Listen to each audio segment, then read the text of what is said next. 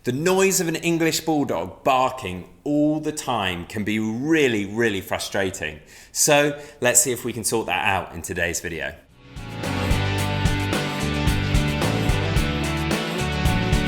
Welcome back to the Fenrir English Bulldog Show. My name's Joe and I'm a certified canine leader here at FenrirCanineLeaders.com.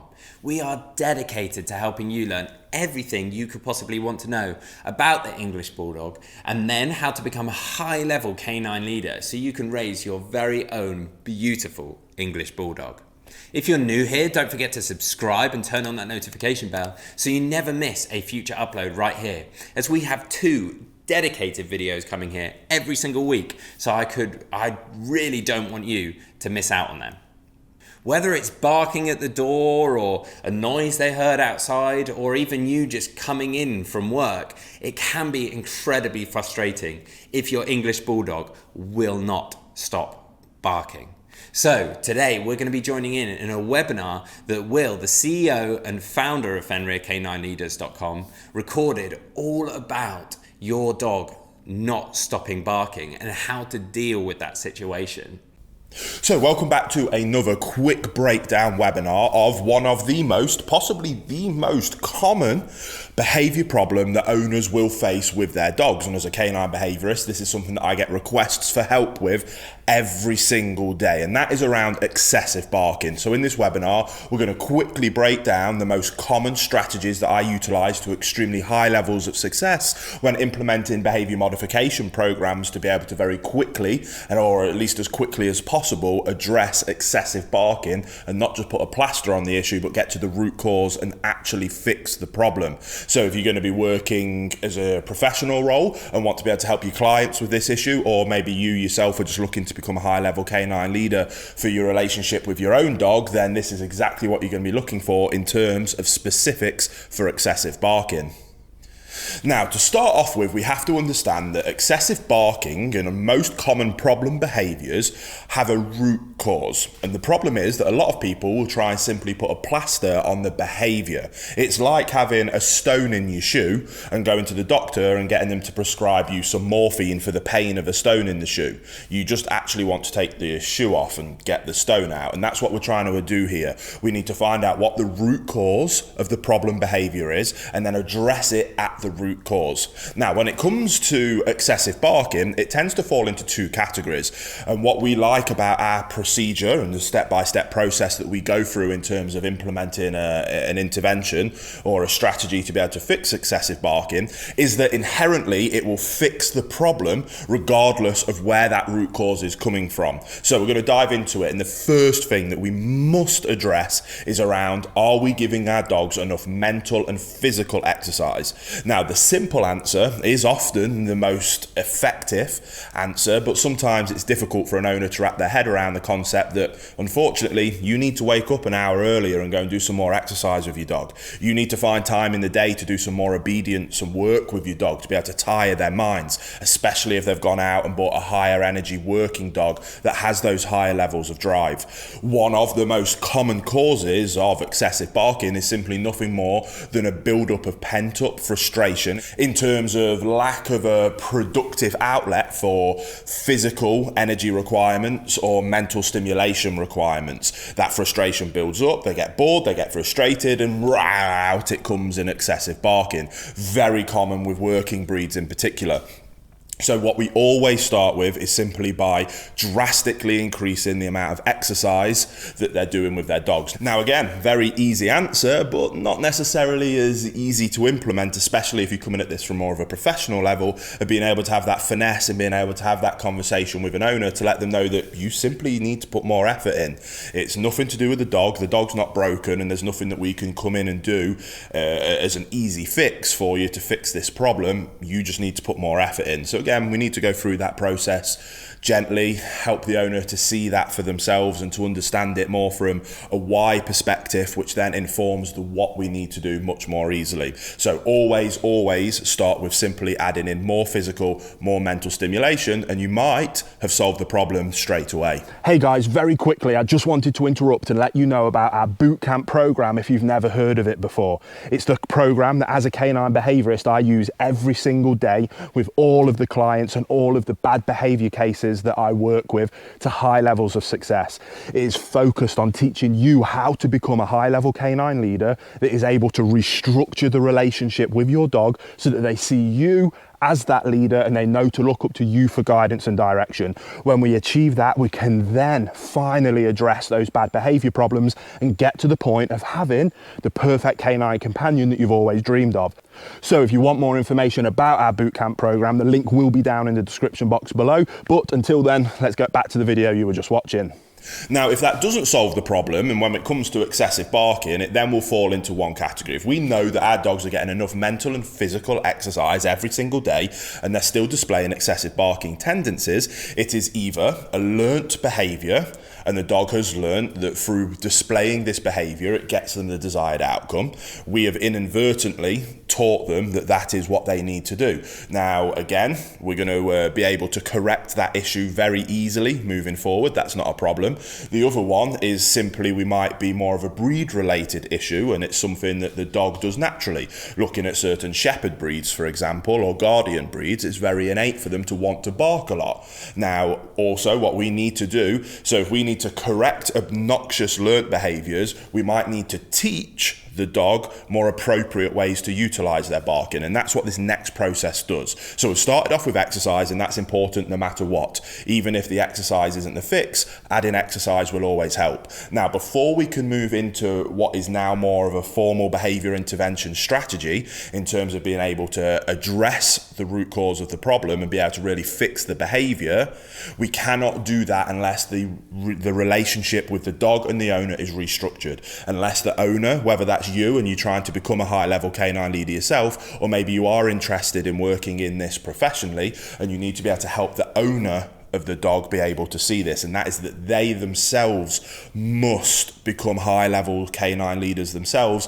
restructure the relationship with their dog to then be able to much more efficiently communicate A, what we do want, and B, what we don't want. Now, we can't jump to those bits of teaching them what we do want and what we don't want if we don't have that excellent relationship. So we start with exercise, we then move on to restructuring the relationship. Here at Fenrir, we use our canine bootcamp process to be able to really quickly and efficiently address that. The reason that that has been so effective with so many people is because it is a structured 1 month program for the owners to go through with their dogs to be able to restructure that relationship and to put in rules, expectations and boundaries, and to be able to let the dog give over ownership to looking to the owner for guidance and direction. And it is that process, but what's beautiful about it is inherently throughout that process, we're also teaching our owners how to become high-level canine leaders. We're teaching them the theories and the concepts and the ideas. That means not only when they go through that boot camp to fix one problem, they come out the other end as better leaders themselves, which then means that they can address any other problems themselves, and then they don't need us again as a canine behaviourist, which, if you want to do your job right, is the right way of going about it. We're not simply putting plasters on problems so that we can come back and put a plaster on another problem. We get to the root cause, we help our owners become high-level canine leaders, and then they don't need us again. It might seem counterintuitive, but I promise you'll have a lot of success. So we must restructure the relationship, teach our owners to become high-level canine leaders themselves, restructure that relationship, have the dog look up to us for guidance and direction, or up to the owner for guidance and direction. Once we get to that stage, and again, the boot camp can help you address that if that's what you need help with, then we can move on to the approach of actually fixing excessive barking. So exercise, restructure the relationship, and now we get to move on to what most people want to dive to straight away. But this area will not work if we aren't providing adequate exercise and we don't have a good relationship with our dogs first. So now we get to move on to the meat and bones of what everybody wants when they're thinking about excessive barking, and that is correcting the behaviour.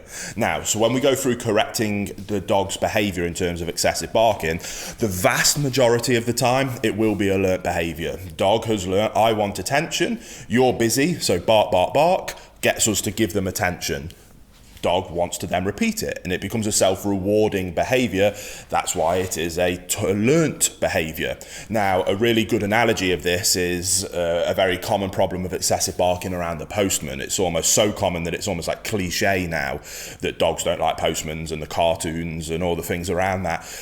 but it stems from a learnt behaviour and a behaviour that is self-rewarding to the dog. So take, for example, the postman is coming to the door, dog is behind the door, bark, bark, bark, especially guard dogs that want that person to go away. They're doing their job. Go away, I don't want you here, I am here, this is my house. This is all in bark, bark, bark. Postman comes, posts the letters, turns away and goes. Now the dog has zero concept that that's a postman and that's his job. All the dog knows is postman's come, I have barked, desired outcome happens with postman leaving. Next time postman comes, they repeat that behaviour and it gets the desired outcome again. And then it becomes a self-taught behaviour and a self-rewarding behaviour. And that will just get more and more excessive as time goes on. And then obviously it spills out into other areas. It's very common. And being able to kind of unpick that does require a little bit of finesse. That's not necessarily what we're talking about here. We're talking about more generic excessive barking, but you need to understand the concept that it will most likely come from a place of it being a learnt behaviour where we have either accidentally ourselves taught them that that's acceptable, or we've inadvertently allowed that to be the case. And now we simply need to go through unpicking that a little bit. Like I say, exercise, restructure the relationship, makes this bit really easy. If you want to jump to this bit, you can try. It can work, but it will be much more difficult to achieve the fast actions and the fast outcomes that we're able to achieve if you put that effort into these places first. So what we do is we go through our very simple process of correct, redirect, reinforce. Sounds very simple. The reason that we want to restructure the relationship as well is that, yes, we are going to have to use a correction-based approach to be able to fix excessive barking. Now, what that doesn't mean is that we're going to beat our dogs, we're going to hurt our dogs. What it means is that as a good leader, we're not going to ignore bad behaviour. Good leaders don't ignore bad behaviours. They address the behaviours. They address them calmly, efficiently, with good timing. And they get to the point and then they move on. They don't dwell, but they address it and they move on. They address it fairly but firmly with extreme rules, boundaries and expectations. That is what a good leader does, even more so in the dog world, and that's what we need to do. Now, yes, you can go down the line of physical corrections and it will work. Here at Fenrir, we do sometimes utilise physical corrections. What we like to use them for is that if the dog is going to end up in a shelter, and if the dog ends up in a shelter, then there's a high chance that they're going to get put down. If it's going to save that dog's life, then we will utilise physical corrections if need be, and that can work in this situation. But what we like to do, if that's not the case, is to be able to simply use a verbal correction. Now, this takes us back to restructuring the relationship. If we restructure that relationship and put a lot of effort into doing that, then a verbal correction will carry far more weight and will be far more effective, which then means we don't have to go down the line of utilising physical corrections, which might then require slip leads to choke chains to prong collars, those kind of things. They will achieve the desired outcome that we're looking for, but we like to use the minimal amount of correction to get the job done. If you want to use the minimum amount of correction, put the effort into exercise and restructuring the relationship. That allows you to become a better leader, which means that your low-end corrections carry far more weight and are far more effective. If your verbal corrections don't work, it's a classic telltale sign that the dog doesn't respect your authority or your leadership. You need to take a step back and be able to readdress that. So, correct, redirect, reinforce. What does that look like with excessive barking? Dog barks, we correct it. With verbal correction, as a good leader, chest up, shoulders back, stern, deep, good vocal inflection. I like to use an so that might look like, sorry if this comes across loud on the mic, be careful if you've got headphones on, but that might be a very simple or a very stern no. The second that barking is about to go no. Again, we make it very clear what you're doing is not acceptable. Now, if that doesn't work, and we've got a case where I am going to send this dog to a shelter if I can't fix this right now, I've been in that place many times of helping people in that exact situation, then I might utilise a tool like a prong collar, and that vocal inflection, it might be an no and a snap on the prong collar to really be able to help them. Again, I know a lot of the positive only people don't like that principle, but I specialise in what we call death row cases, where this dog is going to get put down if we do not address this right now. So utilising a tool like that can very much save that dog's life, and it does work. Now, again, I don't want you to be lazy and jump straight to that by skipping the exercise and the restructuring of the relationship. Do that thing first, and then hopefully your vocal inflection and verbal correction will work fine. So you've corrected the behavior. The second the barking goes, time in instantly. Then what we need to do is we can't just tell them off and then not tell them what it is that we do want from them. It's yin and yang. That's why we call it balanced training. We need to let them know what we do want, and we need to let them know what we don't want. So we've utilized our correction to let them know what we don't want. Now I want you to go into a sit, stay, and wait. Quiet, calm, good manners. So sit, stay, and we might wait for 1 second. And what we're looking at teaching the dog is that if you want something, you get that through being calm, quiet, well-mannered. So sit, stay, wait. Yes, good boy, good. And we reinforce. Correct, redirect, reinforce. That 1 second can then become 3 seconds of waiting quietly with good manners, then 5 seconds, then 10 seconds, and then 20 seconds. If you put exercise in, if you restructure the relationship, if you are good, calm, and consistent with correcting that behavior every time and then redirecting and reinforcing the desired behavior, the inappropriate behavior will decrease, the desired behavior will increase, and over time, and very quickly, if you implement this properly, you will have a dog that will stop excessively barking and will start to demonstrate calm, relaxed behaviors because they are seeking the desired outcome, which is looking up to you for guidance and direction because you restructured the relationship and doing what it is that you want from them. And now we have that good relationship, we can clearly communicate that through correct, redirect to the desired behavior, reinforce. Now, what we also can do when it comes to excessive barking is that we're correcting the bad behavior and redirecting them to the desired behavior, which is calm, good manners. What we can do, and what so many people make the mistake of doing this, is I guarantee you might think that you've got the most annoying dog in the world with excessive barking behaviours. That will still probably be a small percentage of the time of that dog's day-to-day activity as in actually displaying that behaviour. There'll be lots of opportunities where your dog is being calm, quiet and well-mannered. And we're going to skip correct, redirect because they're already there. We're going to be conscious and we're going to be proactive and preemptive and go and reinforce those behaviors. So not only are we correcting the bad behaviors and redirecting it when the bad behaviors happen, but we're also going to on top of that reinforce when the good behaviors are there anyway. So if the dog's lying down and being quiet, rather than us using that as a time to be, oh, finally the dog's not being a pain, I'm going to go and do this thing, you're going to go and say, thank you dog, good boy, yes, here's a treat. And again, over time, undesirable behavior decreases, desirable behavior increases. As the undesirable behavior decreases, you have to use less and less and less corrections.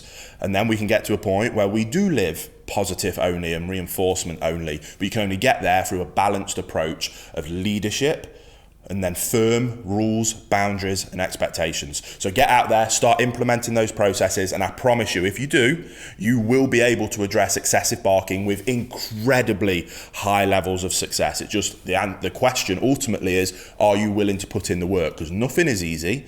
You got this problem because you didn't put the work in originally, or your client didn't put the work in originally.